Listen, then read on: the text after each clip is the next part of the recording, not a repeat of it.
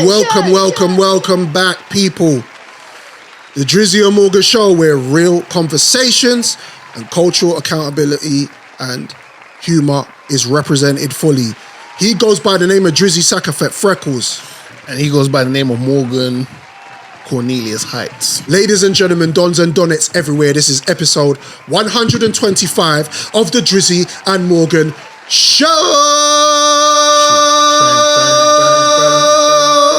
Big up our cameraman, Joe, a.k.a. Jojo Montana the Great, a.k.a. Hollywood Joe, a.k.a. the King of the Kunters.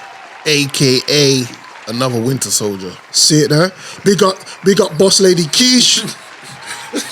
Hey, Ramadan Mubarak. big up Boss Lady Keish. Working remotely, you done know. Shout out to our day ones. Shout out to our newcomers. Remember, people, we are all relevant DSPs. The popular ones are Spotify and iTunes. So do us a favor, click the like button if you're watching on YouTube as well, and support. Shout outs. Let's get them in quick before we keep it moving. You got anybody, Drizzy? Shout out to the Jamaican bobsleighing team. Yep. You know, over there doing their thing in the Winter Olympics. Hopefully, they can make some continue making history and defining the Is it true that the reason the condoms ran out? That's one reason. Pull up on the girl, you can't bring us anywhere, bro. Yeah. Condoms just running out everywhere, man. It's a whole bunch of scrambling and scraping, slipping and sliding over there, man. In the snow, bro. Man, never just nutting in the snow, bro. They're not even caring. They just... Yeah. They love it. Nutting in the snow. Busting in the snow. Bust a cap in the snow. It's crazy. You know what I mean? Yeah. But then, have you ever had sex in the snow? No. It helps to prolong the stroking mechanism, rhythm. How you know? Brother, I mean, I asked you a question, so I've got to make sure I'm asking you a question. I'm able to provide some context. Right. It helps with the... Really? Yeah, because you're. It's almost like having sex in public and you're worried, or maybe you're not, about someone catching you in the act. So there's excitement. There's an excitement, but there's also like your brain somewhere else. So it's like you're literally you're making sure. Yeah, you know what I mean? Yeah. Wait. So when you had sex in the snow, was you in the snow, literally in it? Was outside. I had my Timbs on. Timbs on raw. That man there, Justin Timberlake. That's right. That man there, you know. Yeah. Shout out my Timberland crew. I went from Virginia either. It was with a snow bunny as well. It was snow and snow. Bro, I was like a young Pusha T. Who won't like that, bro? I know he wouldn't, but this is pre-internet running everything. This is when you could be free. I'm still free. It's when the world was a bit more innocent. It's when the world was naive. I liked it like that. You know what I'm saying? But you know, we've all dabbled in different flavors and races and groups and religions and you know what I mean? Love it. But you got to dibble and dabble to know what you like in life. 100%, man. Otherwise, you know what I mean? You just settle on the same thing over and over and over again. 100%. Some people like that. Some people like they like repetition. They like consistency. Cool. That's cool for you. Yeah. But I respect it. In a pack of M&Ms, there's different colors. 100%. Like think about women in general. God made them, right? Yeah. For us. They were made for them to 2026, reproduce. That's a different story. What? Yeah. Which is the irony because studs could get pregnant. Studs act like men, but then they're anti-men. But they're walking around like man them. Do you think you could beat the stud out of a chick? Question: do you think you could rise to the challenge of beating the stud out of a chick? I don't know. Because there are some studs that are soft. They're not man them looking. You know what I'm saying? Yeah. Like sometimes you see two unicorns walking by like rotted. And they just got a fade. That's it. Yeah. And then there's one that walked by and it's like a nice pretty thing and then this chick wants to look like Young Jeezy. You know what I'm saying? It's crazy. You know what I'm saying? It's crazy. Why you want to look like Jeezy? Yeah, that's You know what I'm crazy. saying? Yeah, and they got the tats. They got the tats. Yeah. They look at you kind of strange. You're like, hey, I ain't even trying to, ma'am, with all due respect, sir. Ma'am. Yeah. Your name's probably Herman, but you know, like, okay, you skin out a stud, yeah? She's still... We're talking hypothetically here, right? Okay, cool. So just to be clear. Okay, you skin out a stud and they're still... Studying. Yeah. Is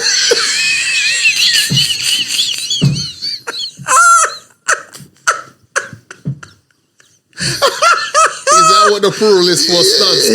Yeah, studying. Yeah. Yeah, I mean, I'm sure there's guys that I've seen.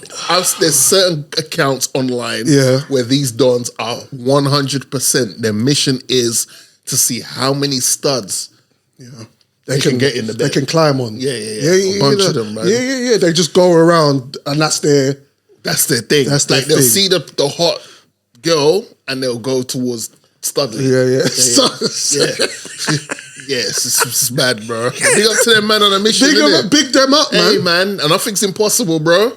Just not me. Just not for me. But big them up. I'm just confused by the confusion that you're anti-men, hence why you're in a relationship with another woman, but you dress like the man them. Yeah. And then you want to hang out with the man them. Yeah. It sounds like you want to catch the man them's whole mystique and myth and that, and then apply it to your girl. You want to be butchered. Let your girl free and come back to the man them. Yeah. No, that's true. Who is it? Was it Glorilla's sister that's a stud? It's her, isn't it? She's out here talking. Yeah, she's outside. Talking crazy. She's talking so if her sister's if Glorilla's, what's Glorilla's sister called? Stud Muffin. Is that name? I thought it was Brorilla. Yeah, is it Brorilla? No, what's happening? No, hold on. Brorilla. Nah, drop me out, brother. Brorilla. Yeah, is that the best they could come up with? Brorilla. That's what they call. She's got a few names. Yeah. Brorilla. She's absolutely trying to get some bread out of this situation, boy. She better get in quick because she's going to lose traction very soon. And Glow's doing her thing. Glow's certified. Yeah. Anyone that don't like Glow, fully. I look at you a little crazy, but Glow's outside doing her thing. But Brorilla. Sounds like a limited edition roll-on or something. The Brorilla antiperspirant deodorant. Like, that's crazy. Wait, I'm going to quickly shout out Ali. Ali is a big supporter of the show. There's two supporters I want to shout out. Ali, I call him Timestamp Ali. Okay. Because he's always in the YouTube comments after our full episode comes out. Yeah. And he puts the timestamps in there. Yo, you know what? Yeah. Okay, to listeners, that might not seem like might seem like, oh, whatever. Yeah. Bro, you know how many YouTube channels I watch? Yeah.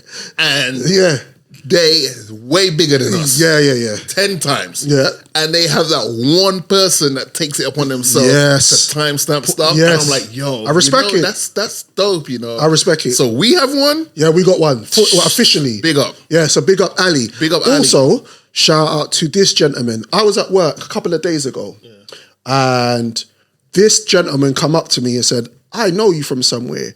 Do you do a podcast? I said, yeah, man, I do a podcast. I thought it was you. Shout you out, big him up. He was like, Drizzy, I got bare time for him. Da. So I thought, you know what? I wanted to tell you that while you were here. And we got to shout out Alex from Spray Works in East London. Big up Alex. He's a big supporter of the show. I got it from here. Yeah, go for it. Man like Alex. Yeah, big him up. You know, we appreciate people like you. You know why? Because it's real deal Holyfield. Yeah, you know what I'm saying? It's official like a ref with a whistle. Yeah. I think he's got dreads as well. He's got. It's called locks. There's nothing dreadful about my glorious hair. But I would expect that from you because you're a bald-headed guy. You know what I mean? Your backside and your head top is the same thing.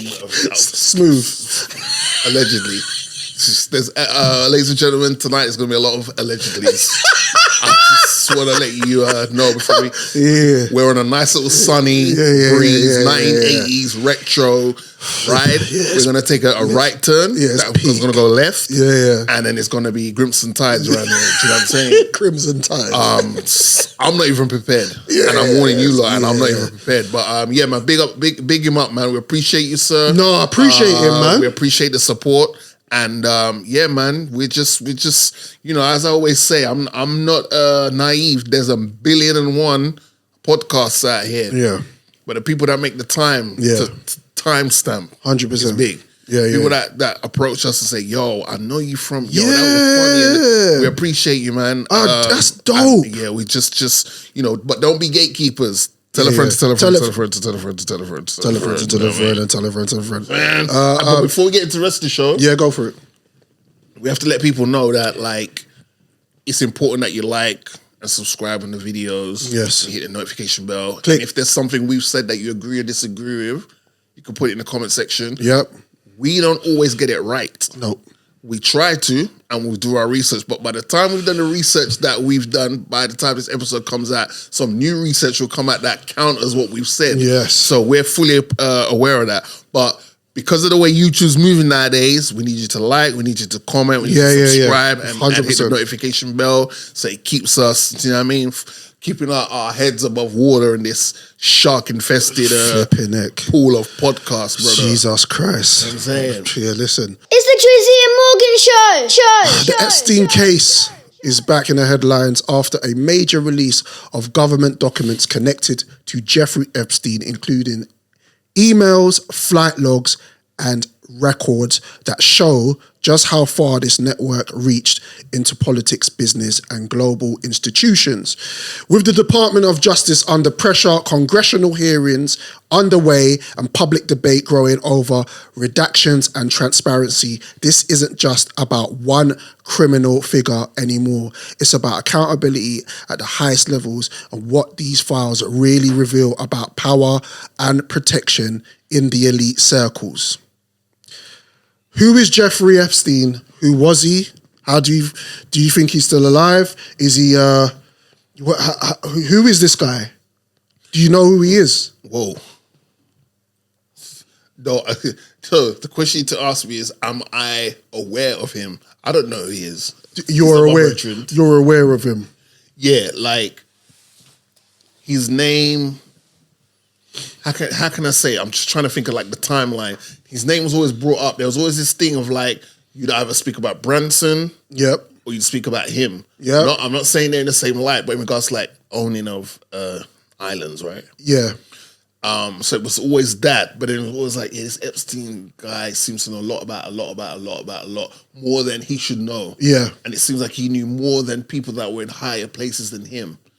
And you're someone like that is very dangerous, because if someone, say if you're in the food chain, you're and it's in a hotel and you're on the second floor, but you know as much information and more than the person that's in the 10th floor hotel suite, that makes you pretty dangerous. Dangerous as But I never paid it no mind. I'm just all right, cool, whatever. And he always used to talk about some kind of boogeyman, and do you know what I'm saying? So kept it moving. But as the world turns, time goes by, and things started to be said, mentioned, and coming out of the woodworks. Why I said is or was, because there is conspiracy theories going around at this moment in time that he isn't dead. Well, a lot of people who are deemed as those that have their finger on the button and could just press it and then everything just blows up. On babies. Yep. For some reason, they all have a consistent way of exiting life. Right. They're put in a jail cell, and then they just all of a sudden they just allegedly take their lives. They say when I say they say, he is or was a convicted sex offender. He was born in Brooklyn, and crazy. Brooklyn.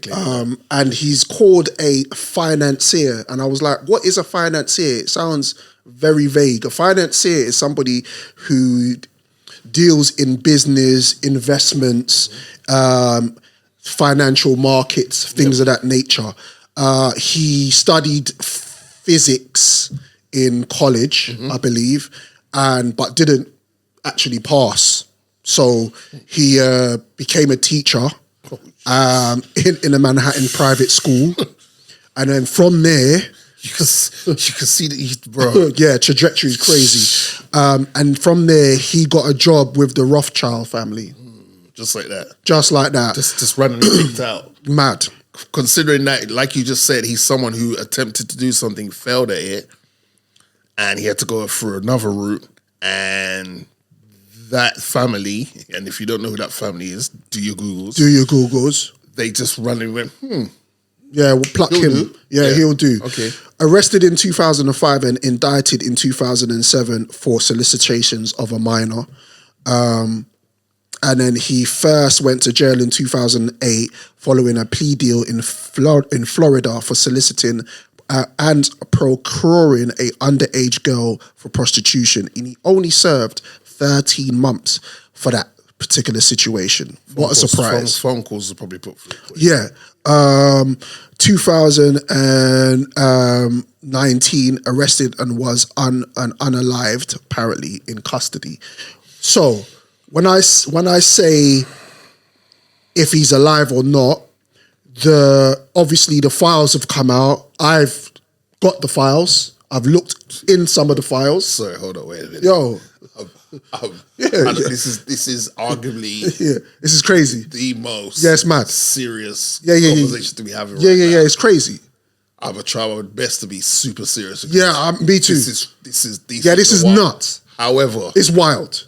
It is. So I looked online and I looked at the videos that they uploaded, and there's a video that shows the day before and the day after is unaliving and missing files from that situation at the time that they said he had committed suicide.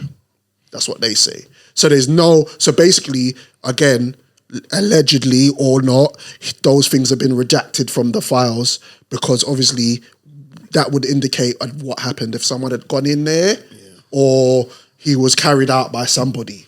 Right. And it was like a little, the thing about it is when you look at the footage online, there's like a little, almost like a board that covered his door, when I say cover the door, covered the side of the camera angle to Epstein's prison door. So that was interesting. You could just go online, and you can get the files because it's like a Gmail. Yeah, sorry, back to that. Yeah. You said you have the files. Yeah. What do you do with these files? So basically the DOJ have released 3.5 million files. DOJ is the Department of Justice, Department of Justice has released those files online for the public to look at. All right. Okay. So they're readily available. So they're readily available for Can the I be public. honest with you? Because I know how dark this is. I don't like going to look for the darkness. If the darkness meets me, it's cool. I don't like going looking for the darkness. So I'm asking you these questions. I know the answers to some of them. But I'm just like, so they've released the files. Yes. I've heard that, and when I say I've heard, it's from news outlets saying that there are some that are heavily redacted. Yes. A certain someone who shall remain nameless because, they listen, is meant to be heavily named in these redacted files. Yeah. Okay. Trump. Brother. We're getting to it. We're getting to it today. His name is in those files more than the name of God is in the Bible, bro. I mean, his name is in there all over the gaff. Now, the situation with the released files is because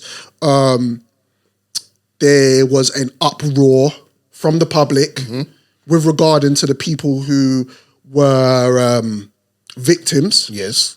Of these, and that's always got to be the central focal main point, the victims. Right. And it was due to the Epstein Files Transparency Act, and the law was passed by Congress and signed by Donald Trump on November the 19th, 2005. Now, I want to know like, a question. Trump has been indicated millions of times or thousands of times in these files, and the files have been redacted. What do you think that he was hiding from us? I don't know. I think him signing it could have been just like a Jedi mind trick. Thinking that All it right, wouldn't you want come me to out. sign it? I'll sign it just to make people go, oh, if he's willing to sign it, He's clearly- okay. Do you know what I mean? Yeah. You could do that because he is that brazen and ballsy. Do you know what I'm saying? Yeah. And allegedly he's been out there saying like, yeah, well, I don't know why people are so invested in this and this, that, and the third, and it's all stupid, and it's the other side that are promoting to have this go forward, and you know, it's not really that much of a big deal, and yada yada. It's just palming it off as like, you know, it's just another. It's nothing major. Do you think that maybe he thought if he signs it, they wouldn't come out, or he would be protected by? No, I think it's just a case of I'm going to call your bluff, Right. but I don't think he understands what calling your bluff actually means. Yeah. Like, Yeah. so Because Yeah. you know the Clintons are calling our bluff too. The Clintons just today said that they're willing to stand in front of Congress and speak in public. no, but sometimes you got to get in front of the gun. Sometimes you got to get in front of the gun. What do you mean? Like damage control. Yep. I've seen, because Twitter will let you see things you Yep. didn't even ask to see. Yep. I've seen a certain Mr. Bill Clinton. Yeah. He's in there, He's looking the most relaxed in his pool. bro. Man's in it. Yeah. Yeah. I didn't see Hillary No, I didn't see Hillary's not in that pool with him. No. But he seemed pretty happy. So I don't know if it's But because did Hillary go to the island? I don't know. But Right. my point is that Bill's in the pool. Yeah. Bill looks happy. Yeah. I don't know if it's because his wife's not around him.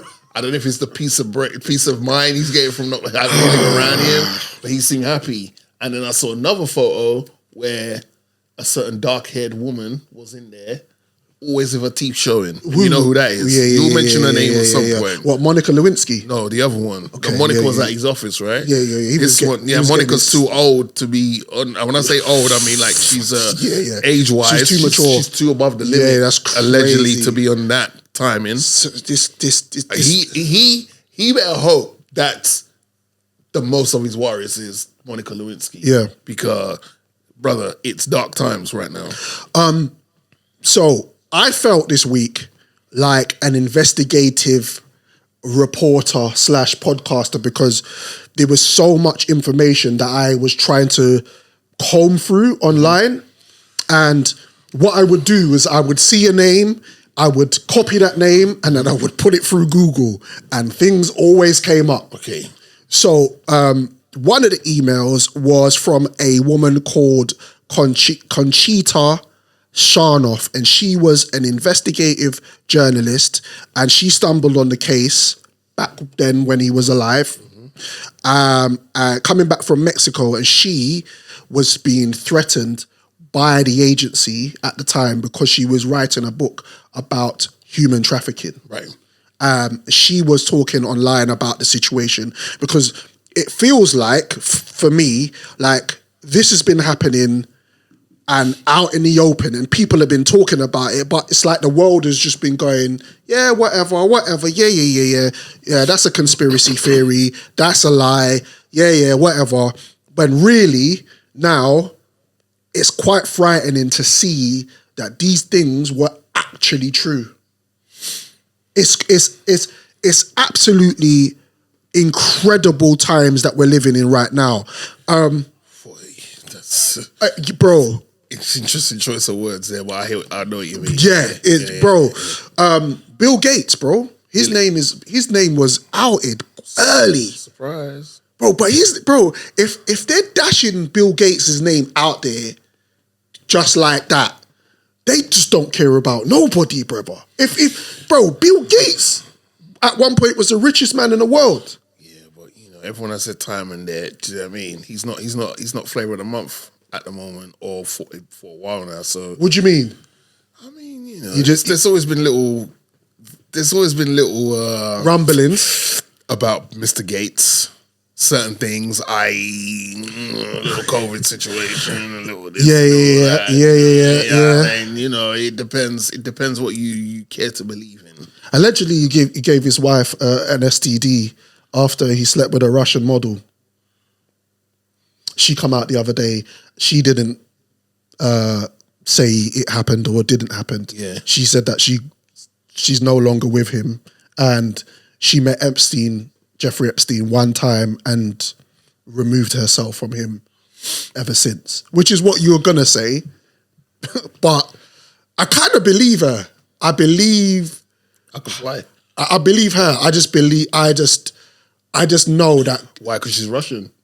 What do you mean? I believe her. No, Why? I believe Bill Gates' wife. Oh. I believe his wife removed herself from the situation. I'm surprised him and her were still knocking boots, bro. Yeah. Because you'd assume when he got to the position that he got into where money ain't a thing, he just had a pick of the of like women. Well, you'd assume women of a legal age. Yep. Because it's Bill Gates, and I can just give you a new phone. Yep. I can just give you a new laptop. Spread them cheeks. You know what I'm saying? bro. Here's an Xbox. Bro. You play with your box. You know what I'm saying? Like, you think, like, bro. Anyway, I'll let you continue before I say what I've got to say. Listen to this. This is from one of the congressmen during the week. His name is Gerard Moskowitz, and he kind of summed things up in one. Right.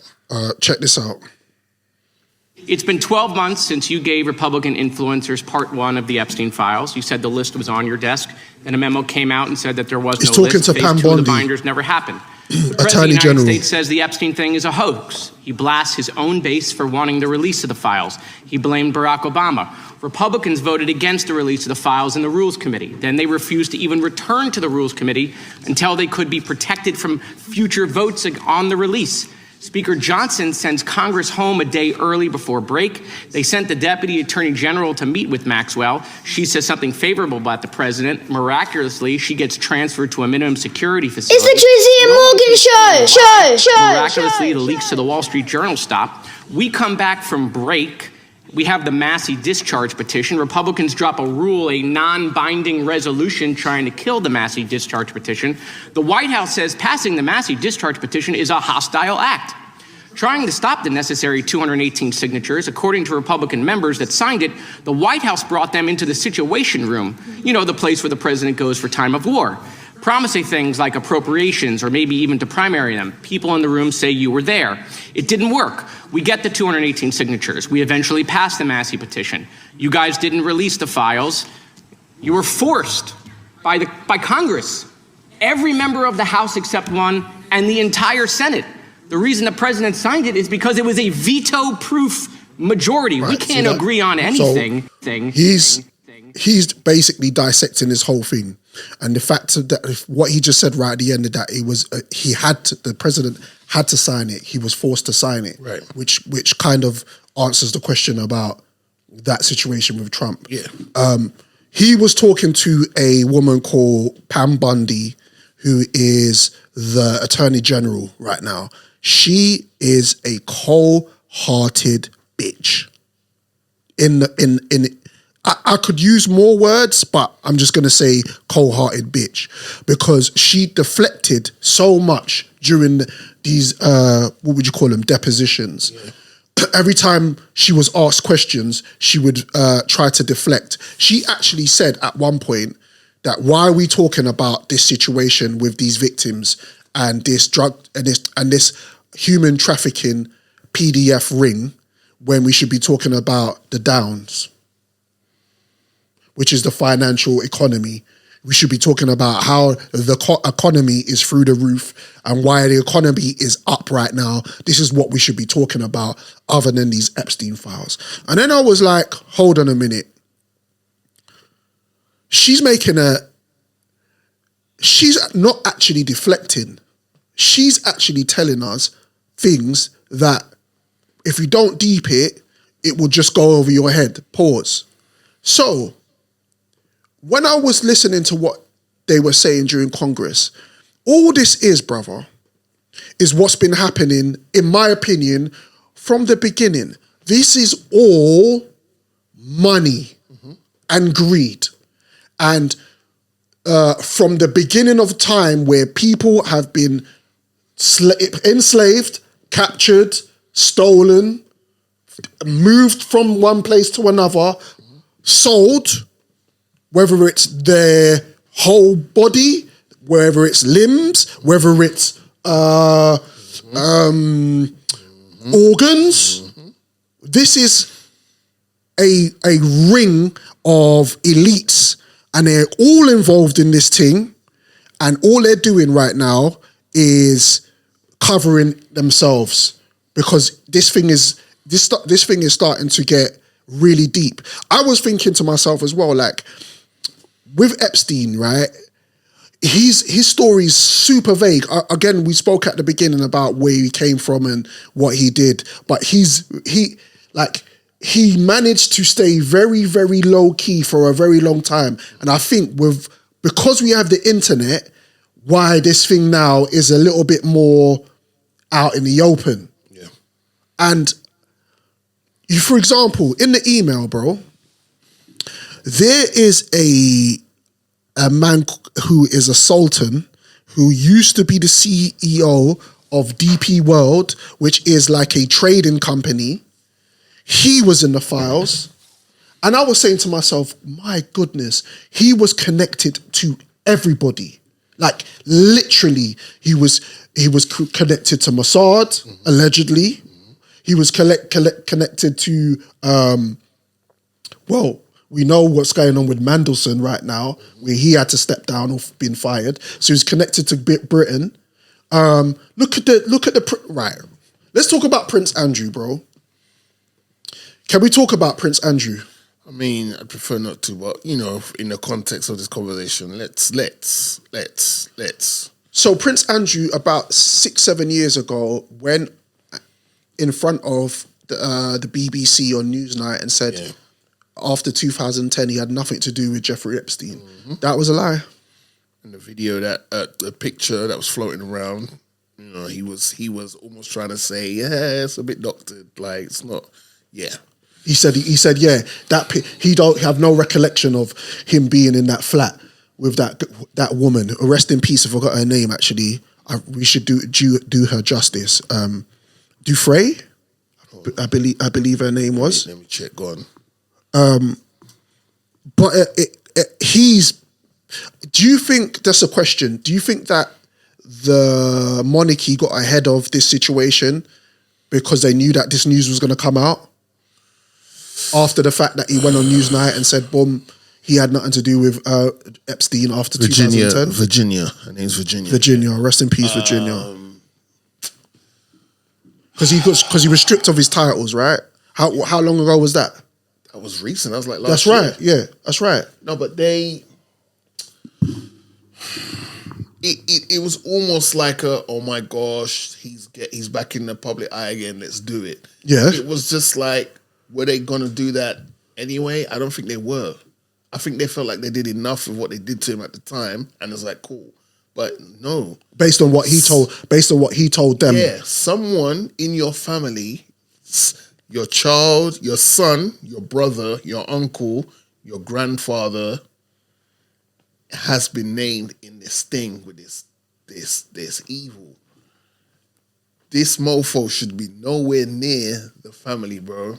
Nowhere near. I'm not saying he can't be like, you know what I mean? Man's got home, he's got like whatever, cool. But bro, hey, just go be like the Dizzy Rascal boy in the corner, bro. Just go over there and just chill.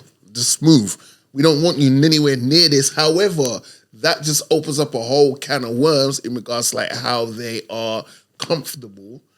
Because brother, with all due respect here, it's one thing being accused of something and you haven't done it. It's another thing, and I don't agree with this, of being like guilty by association. Like, just because you know that person, that you're guilty for knowing that person. You don't know. It depends what type of relationship you have with that person. You might have a business relationship with that person, and that's all it is. Between 9 to 5, and that's it. So I can't vouch for you outside the 9 to 5 hours when we're doing work, business, work. But this mofo, there was too many things linking this mofo to JE. Why did he said it on Newsnight that he met up with Epstein for the last time in 2010 when those pictures came out? Why do you need to go link him to tell him? And he said he went to meet him to tell him he's disassociating himself from him. Can't that be a phone call? If you know that you don't want to be around a Donny who's a registered sex offender and doing a madness, why wouldn't you just say, brother, yo, yeah, I kind of have, I got to bow out gracefully. Why do you have to go check him? Because he'll probably say, he'll probably try to spin it and go, well, the way I was brought up is you need to look a man in his face and deliver such news and things like that. And then you can't just do these things over the phone. That's what they'll probably try to spin it as. It's like saying, why would a famous rapper marry a man that's known as that is a registered sex offender? Well, basically, again, in the files, it's crazy. In the files, he sent him Christmas messages after the fact. Do you want some spotted dick? They like that. The messages was like, we're gonna play it. There's an email where he's saying, let's play again soon. Yeah, brother. Yeah. Again, we're trying to be very serious with what we're covering here. But I'm sorry. Bruv. Certain things you just have to go skirt 1 second. Yeah. Another man is telling another man via email. Yeah. So hold up a minute. You couldn't tell him over email or phone, we're gonna have to cut ties. Yeah. You couldn't tell him that. Nope. You had to go see him tell him that. However, you're okay with opening up your laptop and typing, we need to play again. Yeah, brother. This ain't Domino's. Brother, my thing was back then, they were just brazenly just sending emails to each other. Like, I would think people of that notoriety and level would have like an email thing that was more internal. They were just emailing normal. Like, again, when you have power, you have the clout and you have the money, you don't care. You're playing people's faces, bro. You're just like, I'm above you peasants. They look at us like peasants. Bro, this is the message. February 28, 2011, Andrew discusses the allegations and transferring money to a Leslie for his wages and asks Epstein for advice. Epstein writes a sum of money sent would be disclosed to the press. It would look like a payoff for the little shit. Andrew tells Epstein, it would seem we are in this together and we will have to rise above it, and saying we will play some more soon. Bro, this is nuts. They got correspondence up to March the 4th, 2011. So he blatantly lied in front of us. And these people think that we're just dumb. Like, I feel like these people are they think we're crazy. What about the Pizzagate stuff, bro? Okay. Bro, pizzas. They've got conversations in their email addresses back and forth with some coded messages about pizza. Now, they're not talking about pizza, Drizzy. Cowabunga. They're not talking about pizza, bro. And I'm a huge connoisseur of pizza, bro. If I could eat pizza every day and not get fat, I'd eat pizza every day. The literal, the literal pizza. But I'm talking about the pizza that gets cut up in slices. Yeah. Oven baked pizza. Them thing there. This stuff here, and that's been going on for time, to the point where they even make little jokes about it in little shows and this, that, and the third, and yada, yada, yada. Couldn't fucking believe it. Best pizza I've ever had in my life. Best fucking pizza I've ever had. Had some type of lettuce on it. I've never tasted this shit. Some white baby's got some type of lettuce on it. Wait till you taste the lettuce. This white woman, she leaned over again. She was like, it's arugula. You can't even say white babies. White lady. So you gotta relax. I said couldn't fucking believe it. Best pizza I've ever had in my life. Best fucking pizza I've ever had. Had some type of lettuce on it. I've never tasted this shit. Tell my white baby's got some type of lettuce on it. Wait till you taste the lettuce. This white woman, she leaned over again. She was like, it's arugula. What? It's arugula. That's a joke that he Shit. said during COVID, where he went to Jerry Seinfeld's house, and Jerry Seinfeld was making pizza for everybody, and they were screaming bop, bop, bop, bop, bop, bop, bop, which for me sounds like someone else that they're screaming for. And I heard him just say white babies. So you're basically alleging that Kevin Hart, the boy from Philly, is Involved. in that. Involved. The thing that what I'm noticing is there's a trend, right? And the trend is that Jeffrey Epstein has cozied up to all of the most powerful people in this world. And what I'm noticing also is that the most powerful people in this world are doing the most heinous crimes possible to man, and they are controlling the world. And now we're face to face with this situation. Now, what I noticed with the internet, because again, the internet does what internet does, is a lot of people seem to be surprised about this situation. Now, if you know anything about the Almighty, or if you know anything about religion, or you know anything about spiritual beings, you know that there are evil forces working on this planet. Because I'm thinking to myself, how are these people even, like, how do you even think about doing things to children that are as young, allegedly, as young as 8 years old? Like, you have to be mentally removed from your own being to even fathom that. The reason why it's such a crazy situation is because we all have family who are young. I've got a son who's 11. I've got a nephew who is 11. I've got nieces. I've got friends who have kids. And they are so vulnerable and they are so pure that, like, I understand why parents or guardians would do anything to protect their children. And these people are just using these kids as collateral damage, and it's sickening. There was a thing when Epstein got when he got arrested, where apparently he ordered like sulfuric acid to his island. I was like, why do you need sulfuric acid for? And apparently, allegedly, that was for all of the bodies that he needed to get rid of. This is sick. This is a sickness. This is absolutely horrific. And the more that independent media like ourselves and people on YouTube and around the world express themselves and talk about this thing, is the more that we can maybe fathom a way out.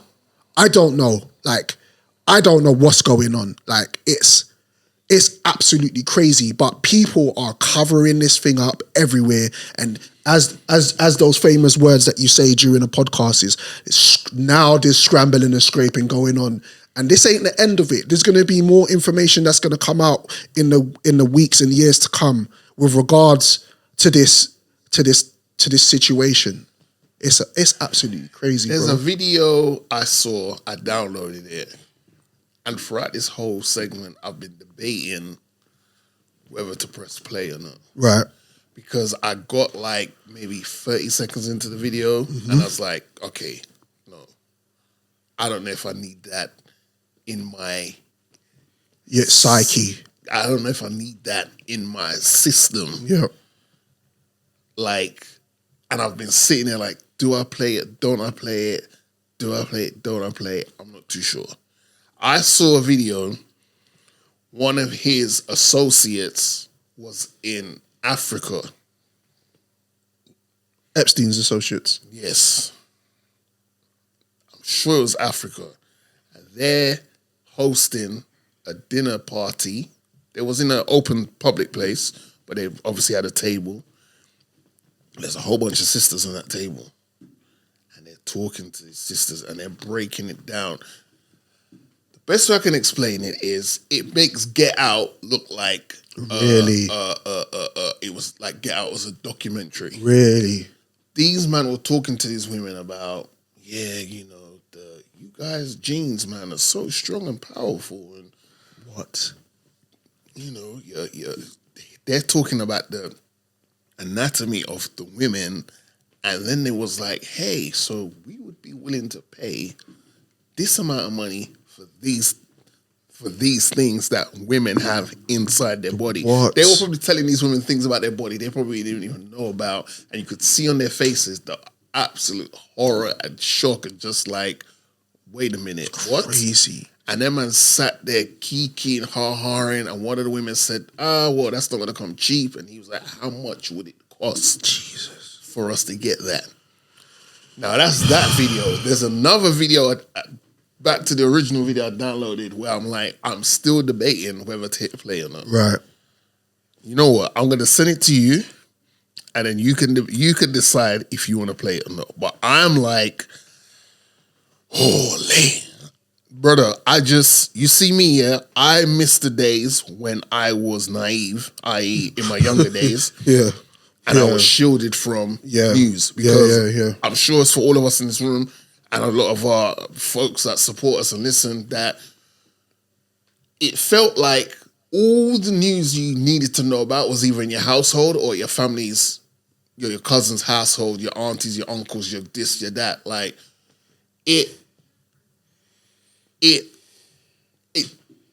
whatever's going on in the world, it felt like we had no idea about it. Yeah. Whatever was going on in the world at the time, we shielded had no idea about it. Yeah. And I miss those days because sometimes news finds you, especially on Twitter, news will find you. Yep. And just be like, hey, boom. And you're like, damn, I didn't need that. Now that's just messed up my day. Yeah. You know, and I just feel like we're in a point in this world now where it just feels like the bad news is deemed as, it's seen as like the most attractive, viral, trendy stuff. You know, when it used to feel like getting those small wins, whether the small wins or big wins, that would be at the forefront of, as soon as you open up the app, boom, this kid who's like 13 but thinks like he's 35 is just killing it in these maths quizzes and these kid geniuses. Those were the things that used to be like, nah, it's just like, and everyone seems to, those that have platforms similar to this that want to speak, they seem to jump on it, and then they're saying things with such conviction and passion and authority. Yep. I'm looking at them like, were you there? Were you there? Because you're relaying other information that's allegedly out there. Way too much conviction. Were you there? Yeah. Are you complicit? That's what I was just gonna say. Complicit. Like, what are we doing? Like, I'm not surprised anymore if names pop up and people get exposed in these files or any of these things that are coming out. I'm not surprised anymore. And to be fair, Drizzy, we're not naive because we've spoken about certain things over the period of time since we've been doing the Drizzy Morgan Show about the elites. We've touched on certain things, and we've alluded to certain things, but it's only now you can see that it's the absolute truth. And it's, to be fair, like I'll tell you why I'm not scared. I'm gonna tell you why I'm not scared. Because I read the Bible. I read the Bible when I've been a Christian since I was 3 years old. And my mum and my dad took me to meetings and took me to Bible studies and read scriptures to me where I knew the scripture from front to back. I knew the names of every book in the Bible from Genesis to Revelation as a child. And my parents told me things that I needed to know. But when you're a child, you go, that's a nice story. That's fitting. And then you get older, and then you get wiser, and then you start to open your eyes, and then you have children, then you have friends who you revere. Then you have family members. And then you see that this world that we're living in isn't what we think it is. Now, we can go hide in a hole, pause, because I think like the internet in general, I heard women go out on TikTok and go, "Rare, I believe in God again." I'm like, what? Like it shouldn't have taken. Like, shouldn't have taken this. How? What? That's crazy. For it, you've waited. You've lived your whole adult life, and it took this to make you then go, "Oh, I believe in God." Okay, fair enough. Each to their own. Yeah, each to their own. I was chatting to my brethren at work, Muslim Donny, and he was saying that's how he was raised. He was raised with certain principles and certain things, and he knows. He doesn't know everything. Like I don't know everything, but these things were taught to us about the world. Yeah.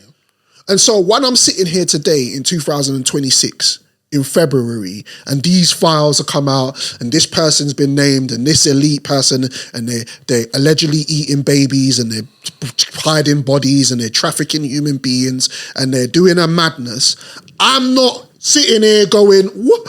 Oh my God, because I've been taught these things from day one. And it's like, it's a very interesting time we're living in. I call it the last days. And I just need people to just be more aware of the situation at hand because these governments don't have our best interest at heart on any side. Like I don't understand why when people talk about government and that they go, oh, they can just defend people. Like I understand core principles. Certain you might align with a certain MP or you might align with somebody. None of these dons look like me. I can't relate to none of these dons. Yeah. And that's why, as like, crazy as it sounds, when America elected Obama, say what you want about Obama, I'm not here for that, but just on a visual aspect, I was jealous of America. I'm like, them man have finally, Tupac said, we ain't great to see a black president. Yeah. Well, we are now because we have seen one. Yeah. But we've never had, what's in this? The closest thing we have to that is what? Rishi Sunak. Yeah. I mean, with respect to him, I can't, he tried to make out he relates to us and he talks on our behalf, but I can't relate to you when your wife's dad or whatever has $1 billion company, this, that, the other. I can't relate to you. Yeah. We've never had someone that we can say visually, oh, I can relate to that person, and then they come with the background check and they're like, oh, well, I grew up doing this, I grew up doing that. Oh, okay, cool, I can relate to you. All these Donnies do is they hide away and then they pop out when it's time to say some stuff that will excite the public and have the public, eager to vote for them. And they'll come knock on your door. Hi. Spin you. Just wanted to... Hi, yes, we're here from the Labour Party. We're here from the... I don't see you after the voting process is gone. You don't come back months later to go, hey, so... What is the voting? There's no review. What is the voting process? There's no reviews. Is there a voting process? Well, allegedly, you or is that go to the local ballot spot. You go, you put your you sign X of the name you want, and it goes in the thing, and they count it allegedly. But as we've seen with, it doesn't seem like it matters because they're both working for the same person, as far as I'm concerned. I just don't understand. It's just like as a politician, you're getting into the business of being a politician because it is a business. You're getting into the role of being a politician because you're telling people you have their best interests at heart or you want to do things that is going to benefit people or is going to make things or the country a better place. Yeah. Why, if you're going into that role, into that lane, why do you then flip it on its head and then it's a case of, oh, you're doing things that only benefit the 1%ers? Because, bro, it's all about greed. Right. So don't lie. They get greedy. Don't lie. They get money. They exchange certain things for leverage. They collude with certain people for more power and money, and that's what drives them. Like after a period of, think about it. After a period of time, you control your environment. Then you make so much money that what else do you control? Now it's time to control people. That's the next level. Control the masses. But the funny thing is, you could control people by doing the right thing. Oh, yeah. People blindly follow you Yeah. if you're doing effery. People will blindly follow you even more if you're actually doing the things that you said you was going to do leading up to the votes. And then people be like, you know what? That Joe guy, that's my guy. I don't hear no disrespect towards Joe. That's my guy. Because he said during the political campaign, he was going to lower taxes, or he was going to give us a tax break in January, or he was going to make housing more affordable, or this, that, and the third. He mentioned 5 things. So far, he's ticked off 3 of those 5 things. No one can chat to me about Joe. That's the guy I voted for. It's never that, though. It's always this scrambling and scraping, and you didn't vet the guy who is that close to you, and he's tied up with JE and this, that, and the third. It's like, you lot are running a shit show house over there. Bro, I pay council tax all the time, yeah, and it's bread. But when I drive my car out on the road, there's 1,000,001 potholes in the road. And every time I go out and drive my car, I risk myself of having an accident, going in a pothole and having to fork out money for alloys and tires. They don't care about us, bro. Brother, they don't care. If your monthly salary is around 10K, you know there's potential to be taxed at least 3.5K out of that 10. Right. You're gonna get taxed at least 3.5K out of that 10.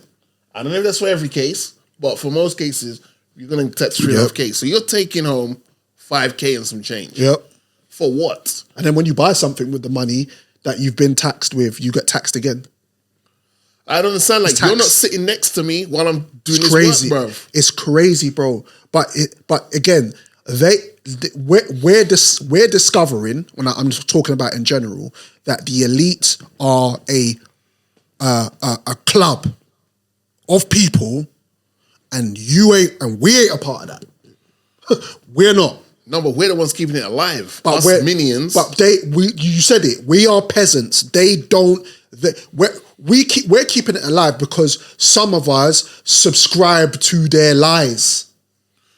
Yeah, I hear that. But then all of us are paying the tax because we have to. Right. Because we have to. They set it up in a way where damned if you do, damned if you don't. Exactly. Like, what can you do? The fact remains is that these people are corrupted in every shape and form, and now our eyes are being opened. In conclusion, because I want to get to some other stuff, bro. Like, this is heavy, and I think we went light, but calm. In conclusion, bro, is Jay-Z a part of it? You said we went light, so let's why? Okay. Let's pull the trigger. On one side, he's a billionaire. Okay. And allegedly you can't be an ethical billionaire. Allegedly you can't be an ethical billionaire. Because your brethren might be willing to do a certain business for you that's going to take 10 years to get to that point, whereas the Caucasian Donnie, who you've just met, goes to you, hey, we could get to that point in 2 years' time and we will quadruple what you're looking. You might go with him. So there's no ethical billionaires, allegedly. Allegedly. Okay. Then the other side of it is, do these elite politicians really care about artists and sportsmen and people like that? They ain't really. Do they even move the needle like that? Like, I don't know. Like, this is an open question. Do the people who make money in music business, like the artists and the sportsmen who make a certain money over what we make, do they move the needle, or are they also puppets? I can see there being a cool factor being seen standing next to Jay-Z, standing next to Puff, next to Dr. Dre, next to Eminem, Jimmy Iovine's, the Kanye Wests. I can see a cool factor to that. Their kids are like, oh, wow, that's cool. He's standing next to them. I don't know. I think in the particular case, because Pusha T's names got randomly called up, but then it's like, if you really paid attention to what was going on, it was an anonymous tip. Like, there's this hotline you call up. Yeah. It's the what's his name again? Busby. And it's that like, whole thing. And then the time frame just don't add up. Now, I'm not saying these men aren't, but it just felt like Pusha T back in '96. Jay and Jay. Pusha T. But then there's pictures with Jay and Weinstein together. There's right. they definitely are people. They are hanging out with each other in some shape or form. So unless we are there, we just don't know. No, absolutely. So, but again, I said at the beginning of this segment, I wouldn't be surprised if it comes out. And the thing about it is as well, yeah, Drizzy, yeah, you and I obviously we think we think highly of Hove to a degree because of his music. But let's keep it a buck. 20 years ago, we was talking about the Illuminati, and if he was a part of that, and they are, and on the internet, you can find anything on the line to appease your side of the narrative. Of course. So I would say I don't know. Yeah. And if it comes out, I wouldn't be surprised. Oprah's name's outside now. Yeah, but about some school in Africa. Ellen DeGeneres just moved to England last year, and apparently she's escaped because her shit started popping off. And she moved because she said if he wins the electoral vote to become president again, she's bouncing. Yeah, but why? Well, that's what I'm trying to say. They had a little back and forth because she was very anti him, and he don't play. You mentioned the name in a bad light, he's going straight at you. Yeah, but you've got money. Why are you ducking? Why are you ducking? Because we have bangers and mash, they don't. Because there's files on you. Oh yeah, there's that as well. Did you see the Ellen DeGeneres set on her show was the same set as the Epstein Island? Come on, you gotta relax. What we doing? Bro, check it. Bro. Look at it. Bro, the set. What was going on? Bro, it's crazy, bro. So is Moana taking place on Epstein Island? Bro, I don't know. Was Sebastian and Ariel on Epstein Island? When you get a moment, go online and look at her set and look at the temple in the Epstein Island. They look the same. Do you watch Cross? What's Cross? The show on Prime Video. Cross, Alex Cross is a detective show. No. Bro, the first episode of season 2, that's what I'm going to say. Okay. In conclusion. Yeah. Now, when men started to grow in number on the surface of the ground and daughters were born to them, sons of the true God began to notice that the daughters of men were beautiful. So they began taking wives, all whom they chose. Then Jehovah said, my spirit will not tolerate man indefinitely because he is only flesh. Accordingly, his days will amount to 120 years. The Nephilim were on the earth in those days and also afterwards, when the sons of the true God continued to have relations with the daughters of men, and they bore sons to them. They were the mighty ones of old times, the men of fame. That's Genesis 6, 1-4. It's the Drizzy Morgan Show. Did you see that video that went viral of the security guard in Houston who went toe to toe with 2 Donnies and he punched both of them up? Yeah. And then one of the Donnies actually shook his hand. Yeah. Remember we were saying for the last couple of episodes, certain men just need to get punched up and keep it moving. I want to get back to those days, brother. You know what's funny? He had a piece on him. Yeah. And he never drew for it. Now, you know, what color were the 2 Donnies he was fighting? They look Hispanic. Okay. I don't know, but they look... Of the lighter side. Yeah. They look like the man there that cut the grass and imagine we swap colors. Yeah. Yeah, man pulling out strap. I don't think... You reckon man pulling out strap? I don't think we'll win a punch-up. You think a man are just like, nah, I'm not having this. What we doing? Brother, the brother was like, you know what, yeah? Hold that, back, gave him the 2-piece. He went down to the ground, and then he let the other man fight. They both didn't even jump. You know what I respected about it? I respect it. I respected that Hugo and Gonzalez took their time. They took their turns. They didn't. I said Hugo and Gonzalez. They didn't jump him. Like one weighted in the corner. Watch these Reggie get thumped up, and he's like, "Should I take it over from here?" And he's like, "Yeah, I'd appreciate if you did." He came in. Yeah. There was it's like a barber shop. It's like, yeah, it's your turn now. All right, cool. Yeah. And the second guy kind of put in some work. Yeah. He definitely studied what his brethren wasn't doing in the previous one. And it's like, if I'm going to get bodied up, I won't make it look good. Yeah. And then one of them was like, it's that Wakandan forceful energy. Safe, bro. Hey, kudos to you, man. And the sister, because there was a female officer next to him, she was just like, nah, you could just tell she's like, he's been waiting for this day. I'm never going to get involved. Let him do his thing. But you knew she was ready with a taser to pull it out as a mofo. Do you know what I mean?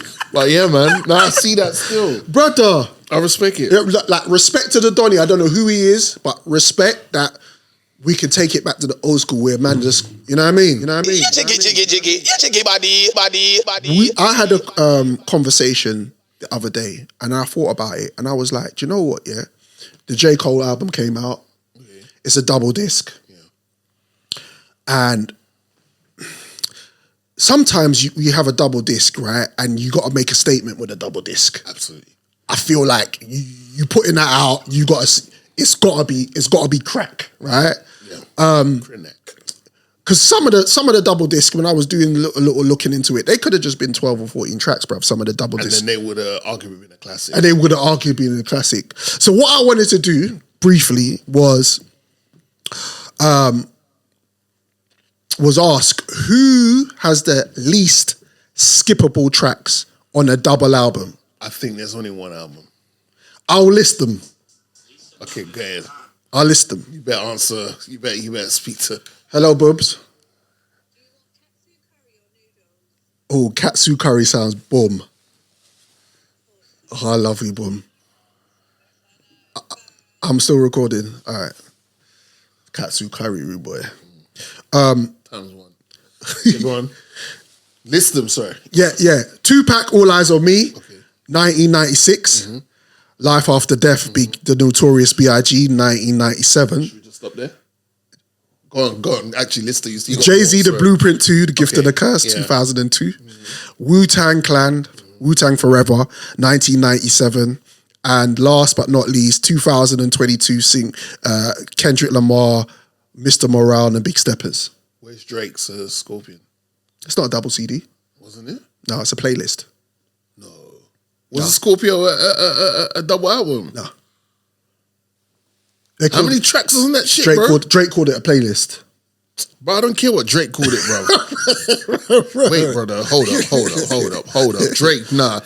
Drake, you're not pulling the wool over our eyes like that, bro. Scorpion, Volume 1 had 12 tracks. Volume 2 had 13 tracks. That's a double album, bro. I know it's a digital age. That's a double album. Then you don't separate it by Volume 1 and 2 then. It doesn't come... When I looked into it, it don't come up as like, if it was a disc, it would be 2 discs. It came up as, they called it a playlist because it was bare random. Don't forget, bro, don't remember that album's just mad random. You're thinking a different album, bro. Which one? You're thinking about the one that had Passion Fruit and that on there. I'm talking about Scorpion that had like Non-Stop and Elevate and God's Plan and Sandra's Rose and... Does it say it's a double disc? It says Volume 1 and then Volume 2. Bro, that's 2, bro. That's... Okay, let's put it in there. Let's throw it in the pot. I'm not saying it's going to win the competition. No. No, just throw it in the pot. I just feel like fair's fair. There's some things Drizzy, Drake has done right. Yeah. No. Done right. I was thinking traditionally, but calm. But that's because it's digital. I get you. Yeah. Outcast is no, that's not a double album. No. Okay, cool. All right, so All Eyes on Me. Okay, 27 tracks. Yeah, they're skips. The singles. Yeah. The singles. How Do You Want It? California Love. Yeah. I Ain't Mad at Ya. And America's. My favorite Tupac song. Two of America's. I Ain't Mad at Ya changes or. Changes is not on there. Until the end of time. No, to say in general. Right. Favorite Tupac songs. Yeah. Okay, cool. Was you a Tupac fan? Yes. Yeah. Despite how the internet will make you feel like, oh, you can't be a Tupac and a Biggie fan. Yeah, you can. I listen to both. Yeah, you can. Shut your faces. Yeah. I was a Tupac fan. Massive cultural impact. Yeah. Blender Club Records, Introspection, Street Anthems. The debate is quality or nostalgia bias because, in my opinion, the second CD didn't need to exist. No. And I'm just keeping it a buck. Yeah. First CD, cold. had some records on it. It's a standalone album. That on its own can stand on its own. Stand on its own. And if anything, the second disc, some people might not want to admit it, the second disc, if anything, drags down the quality of the first disc. Yes. But you know, Tupac fans are gonna, they don't even want to say.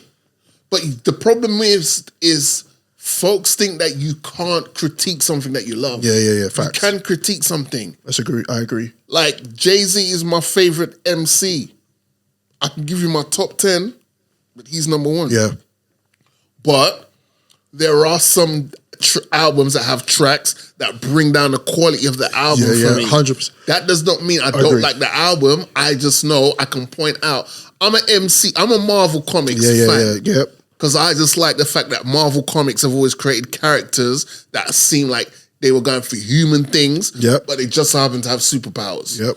But I can also point out and say there's certain things I just don't vibe with, as in like, I don't like it, and it brings down I totally agree. You can still love something and yeah. Because when you're listening to the records, there's tracks that stand out. Yeah. But then it does take a dip. Yeah. Notorious B.I.G. Life After Death, 1997, 24 tracks, singles, Hypnotize, Mo Money, and Sky's the Limit. Cinematic storytelling, strong commercial street balance. I personally think there's only 2 records that's skippable in that. Which ones? Last Day. With Locks? Yeah. Okay. And A Player Hater.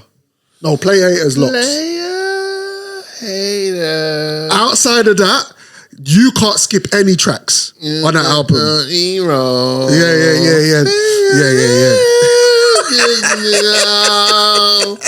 You know what I like her there? That's not all. They pray on my downfall. Bro. Biggie, listen. Bro, listen. That's the gold standard for double albums. Bro, My Downfall, Long Kiss Goodnight, You're Nobody. Till somebody. 10 Crack Commandments, Don't Chat to Me. We don't, yeah. bro. Coming Back to Cali, brother. Nasty Girls on there? Nasty Girls is on there. Sky's the Limit. I used to, how can I say this without discriminating? I used to use certain... You use a Nam box to it. Lyrics of Nasty Girl to express the type of mood I was in. Did you Nam box the Nasty Girl? I have not, no. Okay. Have you? I've not to Nasty Girl, but yeah. But to what? To just slow jams. Oh, I thought he was gonna say Gigs talking the hardest or something. I was gonna say, brother, you got touching on your sensitive side, brother. Jeez. Cold. That is the best example of a double album. All right, okay. Jay-Z Blueprint 2, The Gift and the Curse. 25 tracks, single, 03 Bonnie and Clyde, Hovey Baby, Excuse Me Miss. Right, okay. Excuse Me Miss, for me, might be a top 5. When you're talking about songs where rappers are on this sensitive, smooth, I'm a sensitive thug vibe, that might be a top 5. Right. I'll be you're all I need, Yeah. and I need love and them things there. Yeah. For me, Blueprint 2 suffers because there's some gold on those discs. Okay. Meet the Parents is whenever Cold. Jay-Z doesn't do narrative storytelling. Yeah. Here's Meet the Parents. There you go. Shut up. Yeah. You also had on there Bruv. You Don't Know remix. Bruv. Hovey Baby, that's what he said. Hovey I'm so Baby. far ahead of my time. About to start some of my life. Fuck all night. Yeah. Half white, half black. I call her Minnie Mouse. Come on. Listen, don't talk to me about my goal. Somehow, some way. Brother. Sir, with Scarface and Beans. Brother. Listen, there was a time Beanie Siegel, Jay-Z, and Scarface were making that illustrious, emotional music, bro. The You Don't Know remix with Somehow, MOP. some way. Brother, he had Metaphor, Hospital at this mother.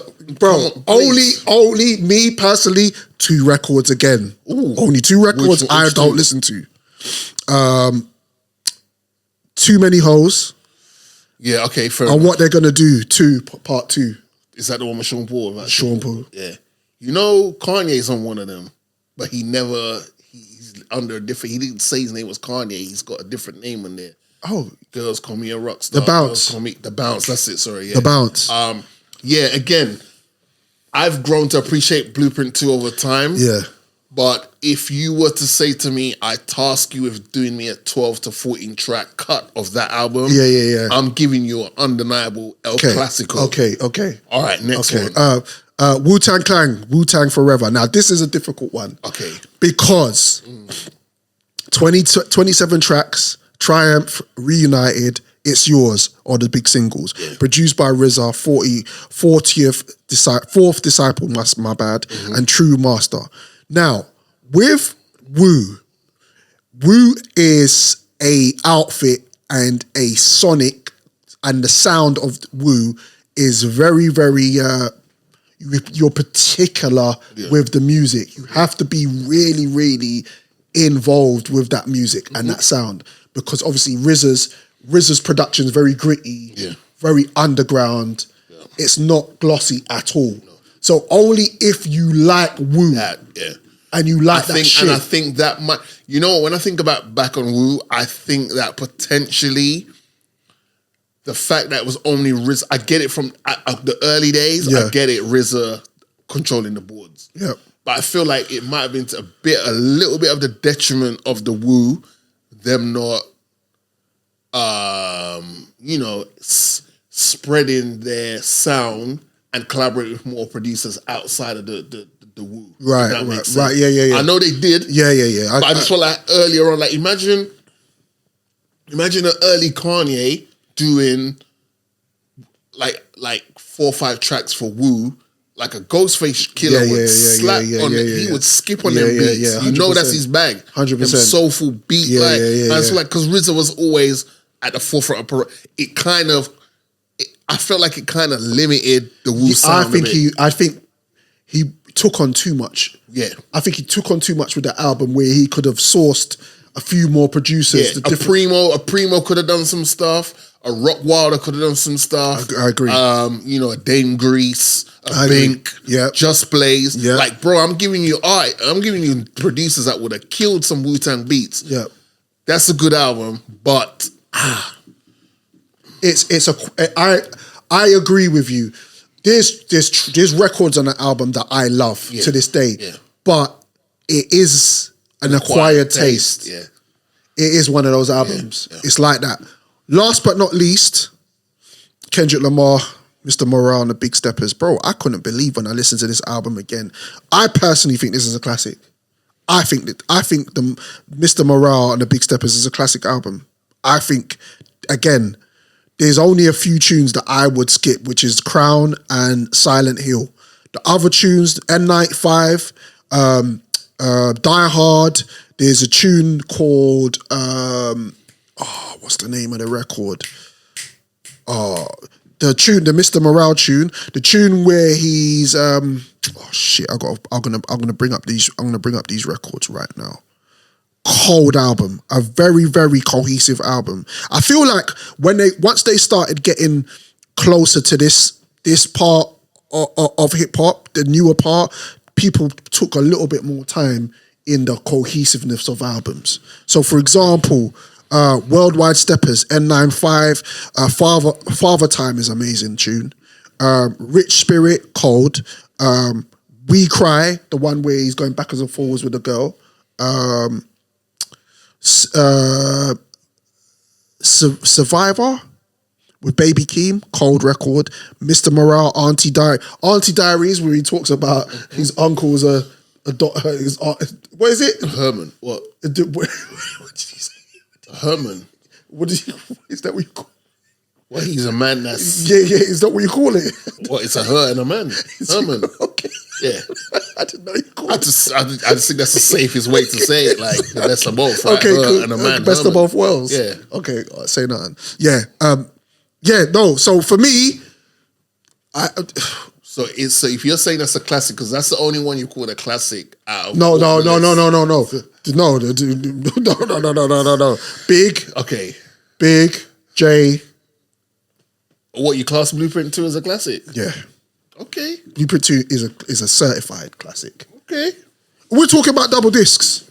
There's Okay. We're talking about double discs. That's it. It's the Drizzy Morgan Show. What did you think of the J? Before we move, what did you think of the J. Cole's album? I've only got like 3 songs, man. Yeah. I mean, when it came out, I'll be honest with you, I think it came out at the wrong time. What did you think of it, Joe? I think it's special. Yeah, he did say that to me. You think you like it? Yeah, man. Yeah, cool. Okay. Said it's special. Have you got standout tracks already? Standout tracks. Bunch Road Blues. Yep. The Let Out. Yeah, that's a tune. Um, What's the one where when he talks about going back to his ends, and one guy he used to battle. oh, that's the one that Dre was like, wait a minute. Yeah, that's. I think that's as far as I got when he was talking about how there was a guy who moved a certain way. Used to send for. Oh, no, what? Oh, you're talking about the man that is the one that. Oh,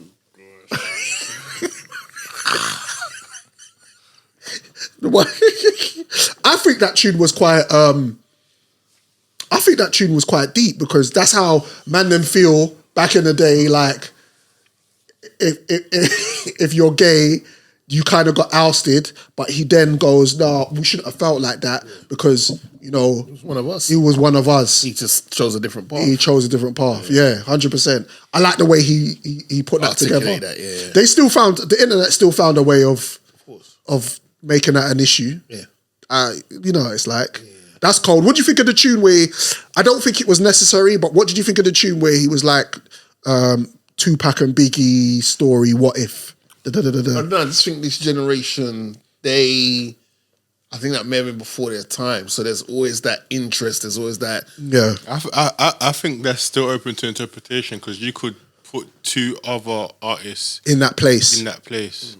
Right. So it's kind of. I think the problem that I'm starting to notice, and this is not even like to be disrespectful, but I think I feel like a lot of music conversations are going to have to be separated in terms of without aging each other out. Right. Because like for a lot of people, a lot of like the diehard J. Cole fans, they were at a certain age. Yes. So I feel like... Yeah, I get that. So I feel like there's always like... Even when you speak about Kendrick as well, there's always going to be a bias. Yeah, so there's always going to be like that pro-black era, for lack of a better term. Right. So I feel like you're always going to deal with segregation in how people view the music. Yeah. Where's that come from, man? Is that just the age? Is that just the way we are now? Yeah, I mean, for some folks... We never had that, did we? For some folks, Jay-Z's are old school, you know? Yeah, of course. Nas and... Yeah, they're old school. Because for us, old school's like... It's like, for example, I don't think there's any reason why Biggie and Pac should be in my top 5. Right. That's fair. People might not like it, like when you say that, but it's like... I don't think so. You don't live with the music the same way other people did. Yeah, of course. Joe, you're just being honest to yourself that you wasn't there. Like there's certain things you could compare. That's why I say the two are comparable. It's like with movies. Some people might say a certain movie is the greatest movie of all time. Yes. But you will be like, I can't vibe with that because it's before my time and I wasn't there to experience the type of impact that I'm just watching on a DVD or on TV now. It doesn't hit the same as when you have to go to cinema to watch it and it was like the best thing. Joe Budden says it all the time. You weren't outside. Right. So if you weren't outside and you weren't in the clubs or you weren't experiencing certain things at the time that music came out, you're not going to feel it like that generation. So for Joe's demographic, it's like you hope the bare minimum is they are aware of and they are students of the game. Yes. That they've done their research to know and be like, oh, this Biggie guy was something. Yeah. But if he's not in your top 5, I'm not mad at that. But let's ask this question. you understand why the artists we revere from our time are you understand that though. Like when you listen, I'd say maybe like 60% of the time, not everyone, because there's just certain things that you can try and say to me, and I'm just never gonna hear it. But I would consider you as a music connoisseur, right? And you appreciate music because obviously you've got parents, you've got uncles, aunties, or whatever. Yeah. Older, you know when that generation's music, you could listen to that sound and go, I understand why that sound was appreciated. Yeah. Where it might not be your thing, but you go, it's like when I listen to my mum. It's like when I listen to my mum's reggae. Yeah, it's not my generation's reggae, but the essence of it is undeniable. Yeah, because it's like when I was 6 years old and it was on in the background and I was running around and my dad's playing dominoes. It gives you a sense of comfort as well. Yeah, it's like... Yeah, but I think that's a bit different. Talk to me. Because I think like you're always going to appreciate the music you first introduced to by your parents differently than... Yeah, it's its own case. I think it's more a case of like... Because that's like the Michael Jackson thing. That's not that's almost undeniable. Right. Whereas I guess it's like a case. It's culture. It crosses all cultures. Whereas I guess there's like probably a smaller window, especially like when you talk about your like maybe it's like your cousins or whatever. It's like oh shit. It's going crazy. It's like Drizzy sent me a message a couple of weeks ago. Oh, what did he send you, bro? He sent me a message a couple of weeks ago, and then I responded, and then his response was just okay, and I was like, I'm not even gonna look into it because I don't want him to get shot. No, because the thing is the people like how do I put it? The way because context matters, but. Because the way my older cousins and older people around me like their affinity for 50 Cent is different. Like even for me, it's different. Let's walk. No, now here's the thing. It's so different that it's like here's the thing. I was just proving my point. See what we're just talking about now? Yeah. That was me proving my point to Joe then. Right. So I need a context, right? So I DM'd. No, but it's dangerous because like so what, you know what to talk about? I mean, it's up to you. I'm just saying. Okay, all right. I'm just saying so that there was this question, yeah. On the podcast, Yayo, they said to Yayo, you must have seen this. They said to Yayo, whose career would you rather have? 50 Cent, right, whose career? Yeah. 50 Cent's or Jay-Z's? Yeah. Obviously, we knew you're asking the wrong person to be rational and be non-biased, right? Yeah. You're asking the guy to go against the guy that gives him pocket money. You know what I'm saying? Yeah. So I said it to Joe because I was like, oh, this is interesting. Yeah. And the things Ye was saying in defense of why he would choose 50 Cent, I was like, bro, didn't make sense. The thing you have it over Jay-Z in regards to music wise, because we both know lyrically, it's night and day. Yeah. There's only one winner. It's clear. Yeah. Is that his debut album went diamond? Right. Cool. There's only a few artists whose album gone diamond. You've got that over Jay. Right. 1-0 to 50. Yeah. You had a run. Still don't matter to me, but okay. You had a run that everything you touch kind of turned gold. Yeah. Cool. But your catalog, and let's keep it a buck. Yeah. When you was dissing Rick Ross was putting out arguably the best body of work in his whole catalog. Yeah. To the point where I can sit here and say I think Rick Ross collectively has a better album catalog than 50 Cent, in my humble opinion. Yeah, there's an argument. Get Rich or Die Trying. Yeah, 50's got 2 albums. Right? Yeah, he's got The Massacre trumps a couple of things. There's a couple joints on Curtis. Couple. Yeah. But he was meant to retire after that album because Kanye. Yeah. But collectively, I think Rick Ross album, all these albums put together, has a better catalog than 50 Cent. Right. So then, man like Joe hit me up and said, and I quote, don't get mad when I say no Jay-Z album is better than Get Rich or Die Trying. So Okay. I said, Okay. I'm not going to argue your opinion. Yeah. That's your opinion. Yeah.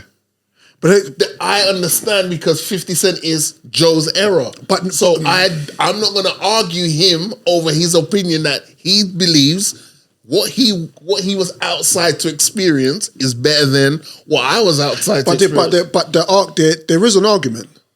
There is an argument, but I didn't think it was worth arguing because I understand his point of view. Yeah. Okay, yeah. I get that. He says something wild like that's not lyrically. No, but Get Rich or Die Trying is as good as any album. Right, but if he said to me lyrically, same as Doggy Style, Jay-Z ain't touching 50 Cent, we would have had a back and forth in the conversation. I ain't hearing that shit. That's some bullshit. But just stop. This is where you have to stop, bro. I just let you know. Anything you say for going forward is out of my hands. I just think I think that's fair. I'm letting you know for your sake. Anything you say after that is out of my hands because people forget what G Unit is. No, but I was there, bro. I had the shirts. I had the G Unit sneakers. I had the video game. I experienced it, bro. Yeah. But no one is going to say to me with a straight face, lyrically, 50 Cent's better than Jay-Z. Yeah. Not with a straight face. Yeah. And you better do an April Fool's Day so I know it's a joke. Yeah. But no one's telling me, bro, you might want to speak to Morgan Cornelius Heights and try to convince him. No, but to me, it's not a convincing conversation.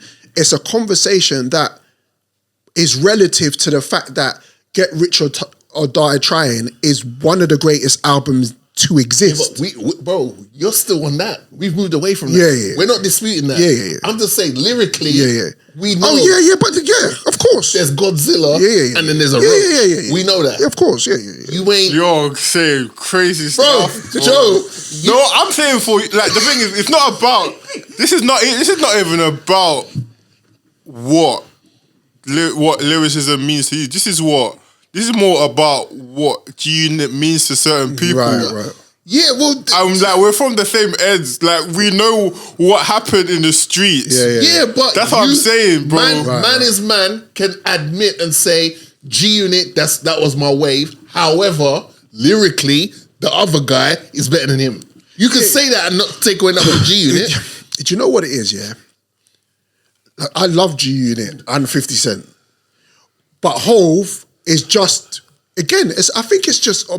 it's choice. Like, the thing about it is, yeah, Joe is from an era where Jay was not even... When Jay was out, Joe was what? How old was you, bro? Bro, when was you born, Joe? 93. Yeah, but bruv, like... Yeah, so he was listening to Reasonable Doubt Free? Nah, man, he's not going to be... He was breaking it down, the 96 bricks and all that.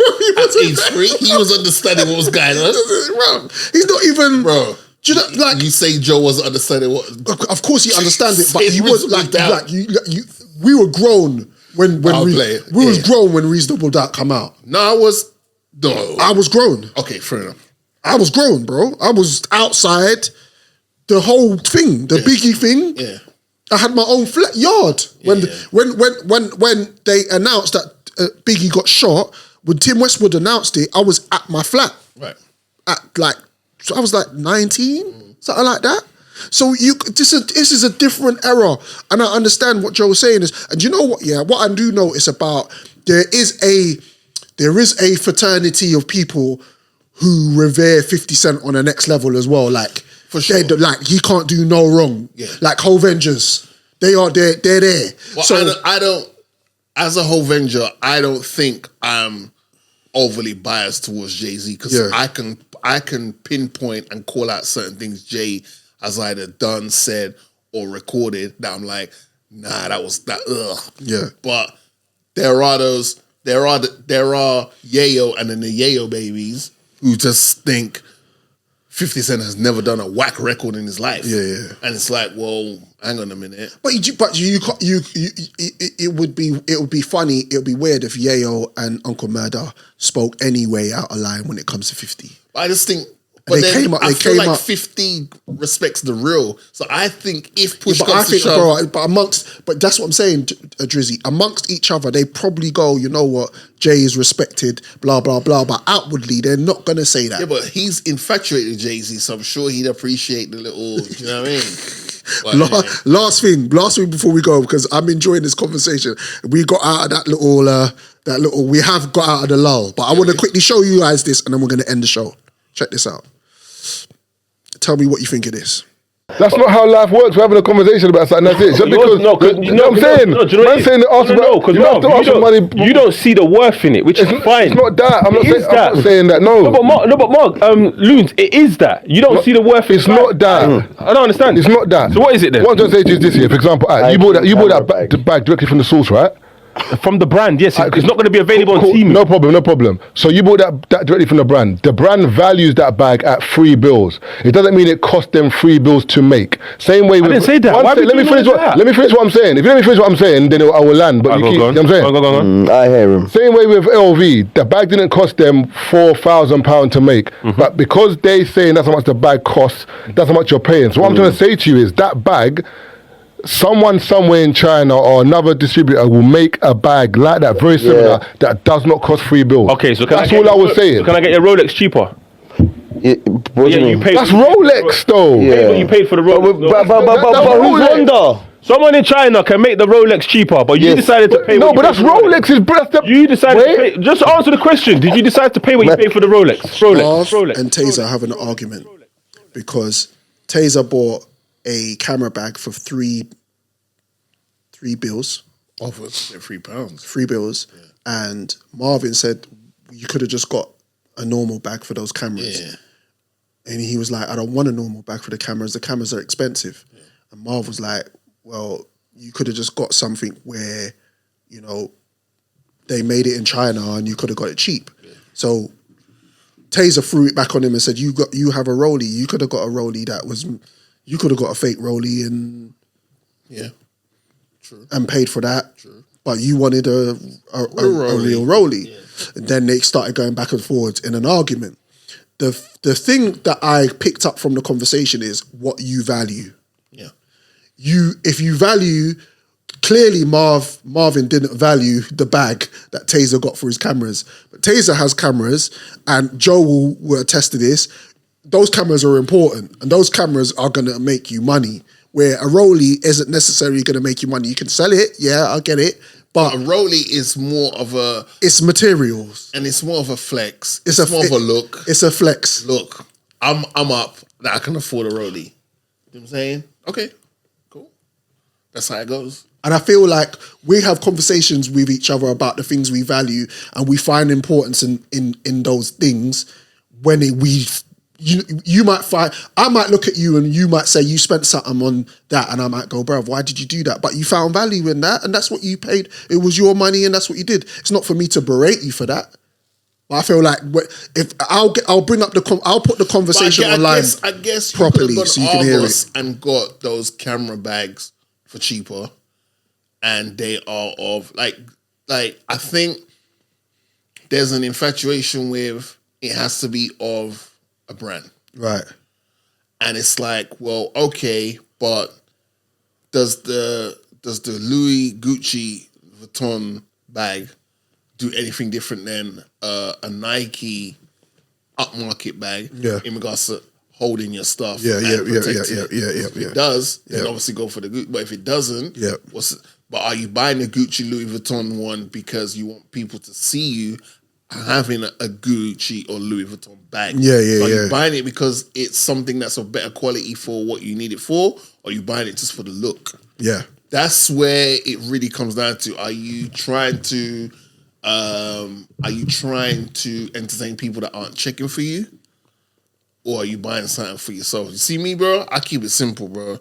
My sneaker racks, my sneaker, I got them all in these plastic things, little boxes.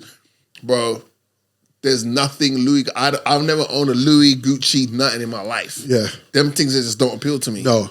I'd rather buy upmarket Nike tracksuit or some Lacoste or some Gap or some Levi's. I'm cool, bro. That's for me. I like comfort over flaunting that I can afford to. And what they say, if you can't buy it twice, you don't buy it once, right? Well, Joe, before we cut, you can attest to this. If you have valuable cameras, valuable equipment, is it more important to buy the proper bags for that equipment, or can you just get those bags anyway cheaper? What would you do? Buy cheap or buy the expensive bags? I won't necessarily buy the most expensive, but I will buy the most appropriate. Because I think you got to look at. I think they're doing the apple and orange comparison, because I think you got to look at, okay, what do I use for work? Right. It's like, for example, if you work on a building site, yes, are you gonna buy really cheap steel toe caps or the proper ones to avoid getting injured? Yeah. You know. I like that. I like that analogy. Right. If you were like a barber, are you gonna buy the cheap nail clippers, or are you gonna buy the proper one? Right. Like, I like that. See, when you ask Jojo Montana the Great, you get that. Let's end the show, people. Thank you, ladies and gentlemen. It's been one of them shows, man. I hope you enjoyed it. Again, shout out to Ali, shout out to Alex, shout out to my people at work that listen to the show and subscribe. I started a new job, and I've been telling everybody about the pod. So yeah. Shout out to everybody that I work with. Ladies and gentlemen, boys and girls, we will have an announcement on the next episode, I think. So wait for that. We are on all DSPs. Don't forget Spotify and iTunes. Don't forget to subscribe to the channel, the YouTube channel, which is the Drizzy and Morgan Show. Drizzy, anything that you need to say before we cut? It's that time of the year again, so I'll just shout out to everyone that went back home to enjoy Carnival season. Yep. Unfortunately, there's a couple RIPs that go with that. So RIP Chrissy, RIP Arthur, RIP Mackie. That's an old school childhood friend that I grew up with. You know, condolences to their families. Condolences. But big up to everyone that did go for Carnival and had a good time. Big up yourselves.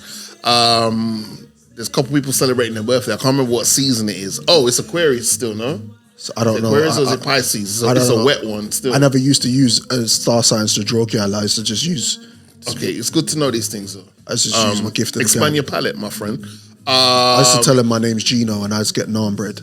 I respect it still because you sound like a black Italian. Yeah. I'm up to your. I know up your to game. the times. I know your game.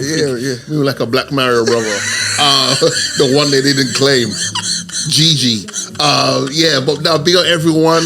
We appreciate you checking in and locking in. Yeah. Shout out to those of you that the past last weekend or whenever it was enjoyed your Valentine's Day. Yes. I saw a lot of you disgruntled. Yo, which one do you think gets more hate? The singles ladies on Valentine's Day or Father's Day? Single ladies on Valentine's Day or Father's Day? Father's Day. Yeah, Father's Day is undefeated, isn't it? Father's Day undefeated. I saw some women put it up on the status, well, it's not about Valentine's Day. I'd rather not settle than settle. Women ain't got... Shut up. Women ain't got no excuses. They have them... They're women. Yeah. You can have a Valentine. You know the ones there, you could do it. Yeah.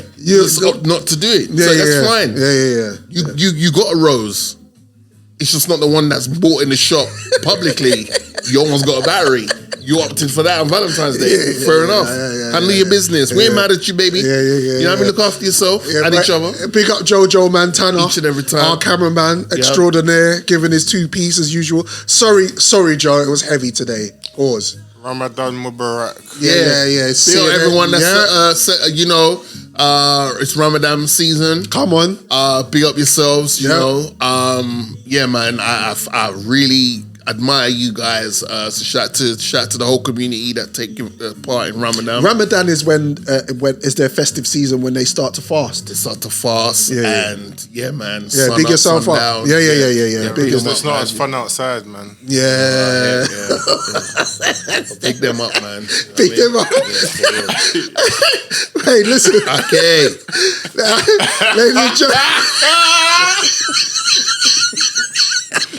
Ladies and gentlemen, boys and girls, this has been the Drizzy and Morgan Show. We see you in a couple of weeks, people. Yeah, man. Stay blessed, people. Stay blessed. Peace.